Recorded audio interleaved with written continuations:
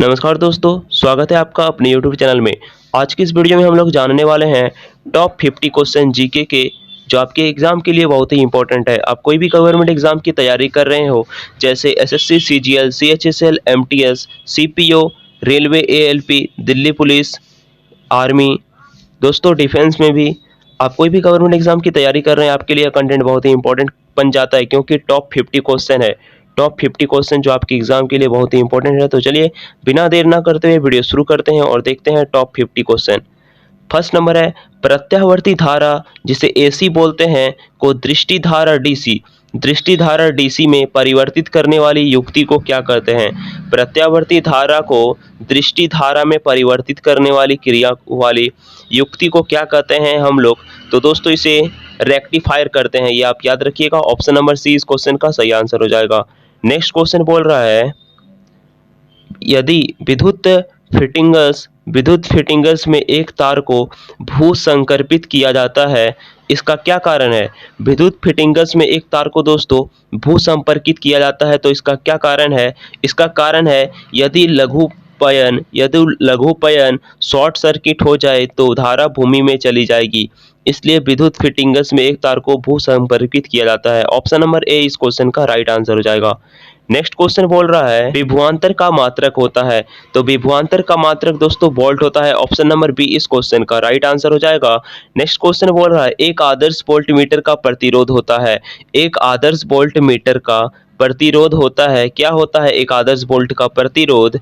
दोस्तों अनंत होता है, एक आदर्श वोल्ट मीटर का प्रतिरोध अनंत होता है, ये आप याद रखिएगा। ऑप्शन नंबर डी इस क्वेश्चन का राइट आंसर हो जाएगा। नेक्स्ट क्वेश्चन बोल रहा है, प्रतिरोध रेजिस्टेंस का मात्रक है, प्रतिरोध जिसे रेजिस्टेंस कहते हैं का मात्रक क्या है? मात्रक है इसका ओम, प्रतिरोध का मात्रक ओम, ये आप याद रखिएगा। ऑप्शन नंबर डी इस क्वेश्चन का राइट आंसर हो जाएगा। बहुत ही हल्के हल्के प्रश्न लग रहे होंगे आपको, लेकिन एग्जाम में दोस्तों बहुत ही इंपॉर्टेंट प्रश्न बन जाता है ये सब। सिक्स्थ नंबर, घरों में लगे पंखे, दोस्तों जो घरों में पंखे लगते हैं, बल्ब आदि लगे होते हैं, तो इसमें कौन सा क्रम में लगा रहता है? दोस्तों वही प्रश्न है, तो समांतर क्रम में लगा रहता है, ये आप याद रखिएगा। ऑप्शन नंबर सी इस क्वेश्चन का राइट आंसर हो जाएगा। सेवंथ नंबर प्रश्न है, किसी चालक के सिरों के बीच विभवांतर उसमें बहने वाली धारा के समानुपाती होता है, पर किसी चालक के सिरों के बीच विभवांतर उसमें बहने वाली धारा उसके समानुपाती होता है, यह नियम क्या है? तो यह ओम का नियम कहता है। ऑप्शन नंबर डी इस क्वेश्चन का राइट आंसर हो जाएगा। नेक्स्ट क्वेश्चन बोल रहा है, विशिष्ट प्रतिरोध का एसआई मात्रक, विशिष्ट प्रतिरोध का एसआई मात्रक क्या है? तो विशिष्ट प्रतिरोध का एसआई मात्रक ओम मीटर है। ऑप्शन नंबर बी इस क्वेश्चन का राइट आंसर हो जाएगा। नेक्स्ट क्वेश्चन बोल रहा है, यदि 3 ओम 6 ओम और 6 ओम के प्रतिरोध समांतर क्रम में जोड़े जाए, बोला 3 ओम और 6 ओम के प्रतिरोध समांतर क्रम में जोड़े जाए तो संपूर्ण प्रतिरोध क्या होगा? तो संपूर्ण प्रतिरोध दोस्तों 2 ओम हो जाएगा। 2 ओम ऑप्शन नंबर सी इस क्वेश्चन का राइट आंसर हो जाएगा। नेक्स्ट क्वेश्चन देखते हैं, एक शुष्क सेल में कौन सी ऊर्जा पाई जाती है? बोल रहा है एक शुष्क सेल में कौन सी ऊर्जा पाई जाती है? तो रासायनिक ऊर्जा पाई जाती है, या आप याद रखिएगा। ऑप्शन नंबर सी इस क्वेश्चन का राइट आंसर हो जाएगा। नेक्स्ट क्वेश्चन बोल रहा है, एक समान शुष्क सेल में विद्युत अपघटय होता है, तो अमोनियम क्लोराइड इसका विद्युत अपघटय होता है। ऑप्शन नंबर सी इस क्वेश्चन का राइट आंसर हो जाएगा। नेक्स्ट क्वेश्चन बोल रहा है, एक कार बैटरी में प्रयुक्त विद्युत अपघटय होता है, तो विद्युत अपघटय होता है सल्फ्यूरिक अम्ल, इस क्वेश्चन का राइट आंसर हो जाएगा। Option number B. Next question वोल्टियर सेल के आविष्कारक हैं, तो वोल्टियर सेल के आविष्कारक कौन है दोस्तों? तो एलिजांड्रो वोल्टा इसका सही आंसर हो जाएगा। Option number C. और नेक्स्ट क्वेश्चन शुष्क सेल है, शुष्क सेल क्या है? तो शुष्क सेल आपको याद रखना एक प्राथमिक सेल है। ऑप्शन नंबर ए इस क्वेश्चन का राइट आंसर हो जाएगा। नेक्स्ट क्वेश्चन, लोहे के ऊपर जिंक की परत चढ़ाने को क्या कहते हैं? जब लोहे के ऊपर दोस्तों जिंक की परत चढ़ाई जाती है, तो उसे क्या कहते हैं? उसे गैल्वेनोनाइजेशन कहते हैं, गैल्वेनाइजेशन। ऑप्शन नंबर ए इस क्वेश्चन का राइट आंसर हो जाएगा। नेक्स्ट क्वेश्चन, वैद्युत अपघटन संबंधी नियम किसने प्रतिपादित किए हैं? तो याद रखना है आपको, वैद्युत अपघटन संबंधी नियम फैराडे ने प्रतिपादित किए। ऑप्शन नंबर बी इस क्वेश्चन का राइट आंसर हो जाएगा। नेक्स्ट क्वेश्चन बोल रहा है, विद्युत फ्यूज में इस्तेमाल किए जाने वाले मिश्र धातु, विद्युत फ्यूज में इस्तेमाल किए जाने वाले मिश्र धातु में क्या चाहिए? तो निम्न विशिष्ट प्रतिरोध एवं निम्न गलनांक होना चाहिए। ऑप्शन नंबर सी इस क्वेश्चन का राइट आंसर हो जाएगा। और नेक्स्ट प्रश्न बोल रहा है, आमतौर पर सुरक्षा फ्यूज लगाने के लिए प्रयोग होने वाली तार किस पदार्थ की बनी होती है? दोस्तों, जो आमतौर पर सुरक्षा फ्यूज लगाने के लिए प्रयोग होने वाली तार वो किस पदार्थ की बनी होती है? तो टीन और सीसा का एक मिश्र धातु है। ऑप्शन नंबर डी, टीना एवं सीसा के मिश्र धातु की बनी होती है। ऑप्शन नंबर डी इस क्वेश्चन का राइट आंसर हो जाएगा। नेक्स्ट प्रश्न, बिजली के बल्ब का फिलामेंट किस तत्व से बना होता है? बिजली के बल्ब का फिलामेंट किस तत्व से बना होता है? तो टंगस्टन तत्व से बना होता है। ऑप्शन नंबर डी इस क्वेश्चन का राइट आंसर हो जाएगा। नेक्स्ट क्वेश्चन बोल रहा है, विद्युत हीटर का एक एलिमेंट विद्युत हीटर का एलिमेंट निम्नलिखित में से किस धातु का बना होता है? विद्युत हीटर का एलिमेंट किस धातु से बना होता है दोस्तों? तो नाइक्रोम धातु से बना होता है, ये आप याद रखिएगा। ऑप्शन नंबर ए इस क्वेश्चन का राइट आंसर हो जाएगा। नेक्स्ट प्रश्न बोल रहा है 21 नंबर, यदि 100 वाट वाले 10 बल्ब प्रतिदिन 1 घंटा जलते हैं, बोल रहा है 100 वाट वाले 10 बल्ब यदि प्रतिदिन 1 घंटा चलते हैं तो विद्युत ऊर्जा का उपयोग मान होगा। तो कितना विद्युत ऊर्जा जलेगा दोस्तों? तो 1 यूनिट जलेगा, ये आप याद रखिएगा। ऑप्शन नंबर ए इस क्वेश्चन का राइट आंसर हो जाएगा। नेक्स्ट क्वेश्चन बोल रहा है, त्वरित चालक का आविष्कार किसने किया? त्वरित चालक का आविष्कार किसने किया? तो बेंजामिन फ्रैंकलिन ने किया। ऑप्शन नंबर सी इस क्वेश्चन का राइट आंसर हो जाएगा। नेक्स्ट क्वेश्चन 23 नंबर, निम्न में से कौन विद्युत अनुचुंबकीय परमैग्नेटिक है? निम्न में से कौन विद्युत अनुचुंबकीय है? तो क्रोमियम जो है वो निम्न में से विद्युत अनुचुंबकीय है। ऑप्शन नंबर सी इस क्वेश्चन का राइट आंसर हो जाएगा। नेक्स्ट प्रश्न, निम्न में से कौन प्रतिचुंबकीय है? निम्न में से कौन दोस्तों प्रतिचुंबकीय है? डायमैग्नेटिक। तो जो विस्मित है वो निम्न में से प्रतिचुंबकीय है। ऑप्शन नंबर बी इस क्वेश्चन का राइट आंसर हो जाएगा। नेक्स्ट प्रश्न हो रहा है, विद्युत धारा का चुंबकीय प्रभाव सर्वप्रथम अवलोकित किया गया। विद्युत धारा का चुंबकीय प्रभाव सर्वप्रथम कहाँ अवलोकित किया गया? किसके द्वारा? तो ऑरस्टेड द्वारा अवलोकित किया गया था। ऑप्शन नंबर बी इस क्वेश्चन का राइट आंसर हो जाएगा। नेक्स्ट प्रश्न बोल रहा है, विद्युत चुंबकीय प्रेरण के नियमों का उपयोग निम्न में से किसको बनाने में उपयोग किया गया है? तो जनित्र बनाने में उपयोग किया गया है। ऑप्शन नंबर डी इस क्वेश्चन का राइट आंसर हो जाएगा। नेक्स्ट प्रश्न बोल रहा है, विद्युत मोटर निम्न सिद्धांत के अनुसार कार्य करता है।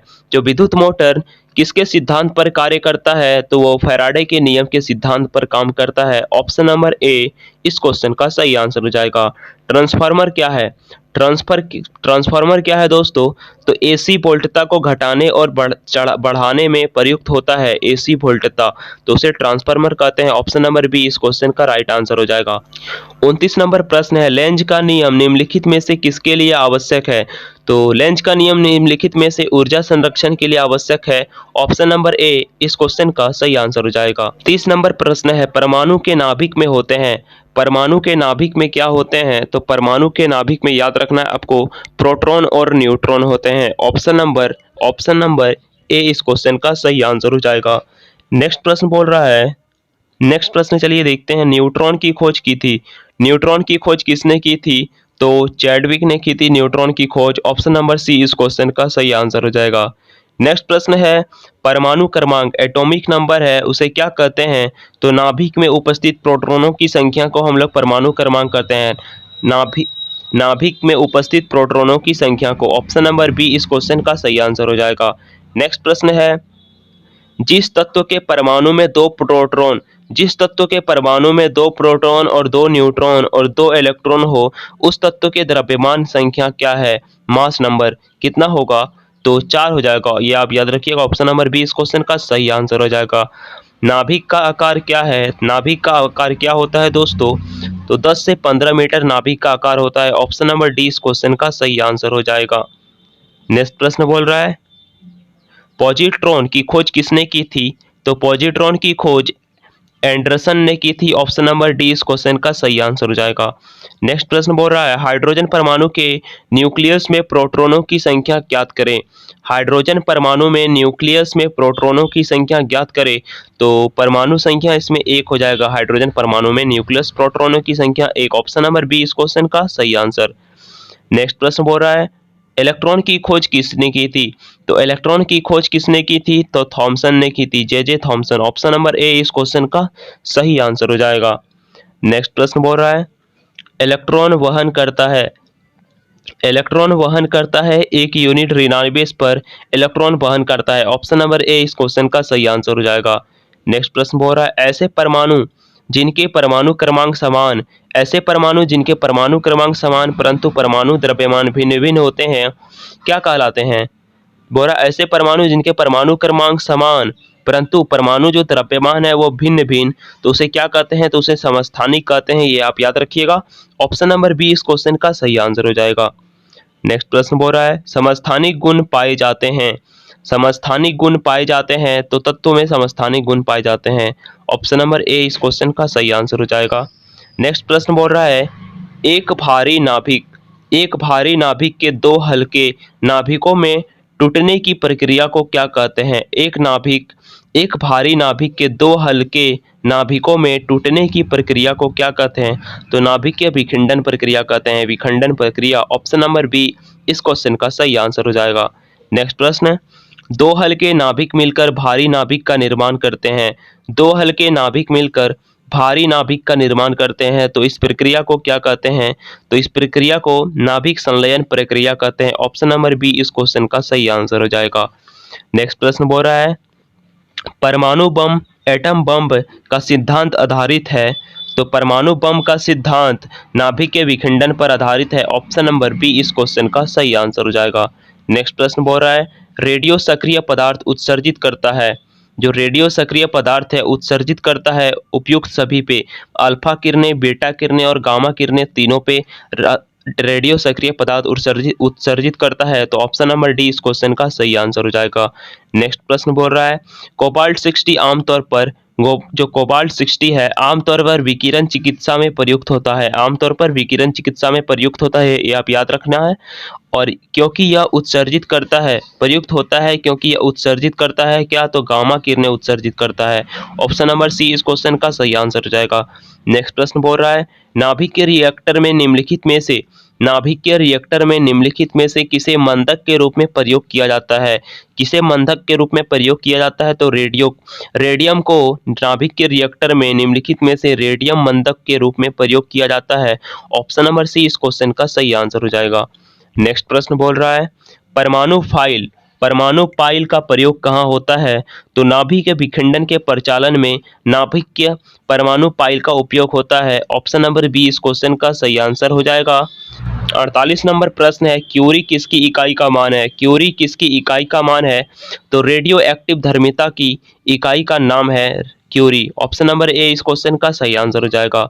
नेक्स्ट प्रश्न बोल रहा है नाभिक के रिएक्टर में ऊर्जा उत्पन्न होती है। नाभिक के रिएक्टर में ऊर्जा उत्पन्न होती है तो नियंत्रित विखंडन द्वारा नाभिक के रिएक्टरों में ऊर्जा उत्पन्न होती है। ऑप्शन नंबर सी इस क्वेश्चन का सही आंसर हो जाएगा। और लास्ट 50 नंबर सवाल है नाभिक के रिएक्टर में भारी जल DTO का प्रयोग किस रूप में किया जाता है। नाभिक के रिएक्टर में भारी जल DTO का प्रयोग किस रूप में किया जाता है तो इसका जवाब आप कमेंट्स बॉक्स में जरूर दीजिएगा। क्या ऑप्शन नंबर ए हो जाएगा सही या बी या सी या डी ऑप्शन नंबर कौन सा ऑप्शन नंबर सही हो जाएगा। तो दोस्तों ये रहे टॉप 50 क्वेश्चन जो आपके एग्जाम के लिए बहुत ही इंपॉर्टेंट है। आप कोई भी गवर्नमेंट एग्जाम की तैयारी कर रहे हो कहीं ना कहीं ये प्रश्न आपके लिए इंपॉर्टेंट बन जाता है। तो उम्मीद करते हैं वीडियो आपको पसंद आई होगी और भी इसी तरह की वीडियो देखने के लिए हमारे इस चैनल को सब्सक्राइब कर लीजिए। मिलते हैं तब तक के लिए अगले कंटेंट में, तब तक के लिए धन्यवाद and next video coming soon. Please subscribe this channel.